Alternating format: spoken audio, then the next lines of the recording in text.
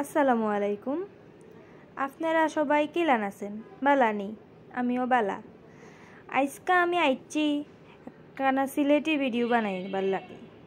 তো সিলেটি ভিডিও বানাইমো, সিলেটি ভাষায় মারতাম নাই, ওটা হয়তো খেতার লাগে। ওটার লাগে আজকে আমি ভাবছি আমি সিলেটি ভাষায় মাতমু। তো সিলেটও গেছি আমার আন্টির বাইত। তো আন্টির বাইত গেছি গুরনের লাগি। তো ঘুরিয়া ফিরিয়া স্ট্রিট ফুড চাও খাইয়া, সিলেটও তো চার লাগে বিখ্যাত, চাও খাইয়া যদি একটু ভিডিও না বানাই তো ওই তো কিলান। তো প্রথমেই কই আমি সিলেটি ফুরি না, আমি সিলেটি মারতাম পারি না, কিন্তু আন্টিরা বাইত যাওয়ার সুবাদে যতটুকু শিখছই ওটা আমি মারতাম পারি, থোড়া থোড়া বুঝি, সবটা বুঝি না।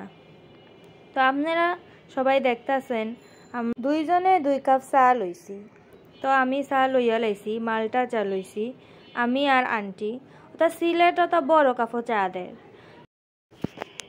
তো যেদিন গেছি পরে ওই দিন সন্ধ্যা হয়ে গেছে, একটু স্ট্রিট ফুড খাইয়া বাসা তাইয়া সারা রাত আন্টির লগে অফ করিয়া পরের দিন সকাল 6টার দিকে বাইর হইয়া গেছি নাস্তা করতাম। তো নাস্তা করার লাগি আমরা গেছি সিলেটর একটা বিখ্যাত রেস্টুরেন্ট ফার্স্টবাইও। তো সিলেট অত সুন্দর শহর, তো ওটা হাঁটিয়া আমরা বাসার থেকে হাঁটিয়া দরগা পর্যন্ত গিয়া ওখান থেকে রিক্সা দিয়া তারপরে তো ফার্স্টবাইত গেছি। আর আন্টিরা বাড়ি যেহেতু সিলেট মেইন টাউনও একদম পুলিশ লাইনের লগে, তো আমরা অর্থাৎ মেইন রোডও আই পড়ছি হাঁটিয়া। এই তো রিক্সা লইয়া আন্টি আর আমি সকালের আবহাওয়া উপভোগ করতে করতে যাইতাছি ফার্স্টবাইত সকালের নাস্তা করতাম। যদিও আমরা লেট হয়ে গেছি, কারণ আমরা 6টা বাজাইয়া লাইছি, আরও সকাল যাইতেও পারলে আরও বালা।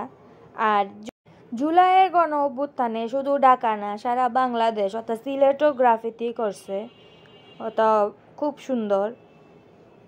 তো এমন করতে করতে আমরা রিক্সা দিয়া আশেপাশে চারোপাশ প্রকৃতি দেখতে দেখতে ফার্স্টবাইত আইয়া পড়ছি। আইয়া দেখছি জিবির বাদে আমরা বিফ আখনি লই লাইছি। সিলেট গেলে তেহারি বিরিয়ানি থুইয়া আখনি খাইতে যে মজা লাগে। আর আমি সকলরে রেকমেন্ড করতাম সিলেট যদি যাইন তো আপনারা ফার্স্টবাইট চা খাওয়া, অত মজা ফার্স্টবাইট দুধ চা। তো ওটা কি কইতাম। বাসাত আইয়া দিছি ঘুম, সারা রাত না ঘুমাইয়া। ঘুম তাকে উঠি দেখি আন্টি ওটা অত্যাবারা আয়োজন করে লাইছেন।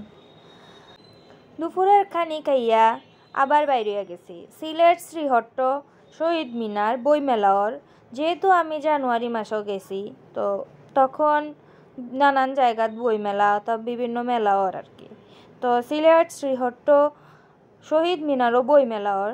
আমি আর বইমেলা ফাইলে না যাইয়া আন্টিরে ছাড়তাম নি। তো আমি বইমেলাত গেছি আন্টিয়া আমি।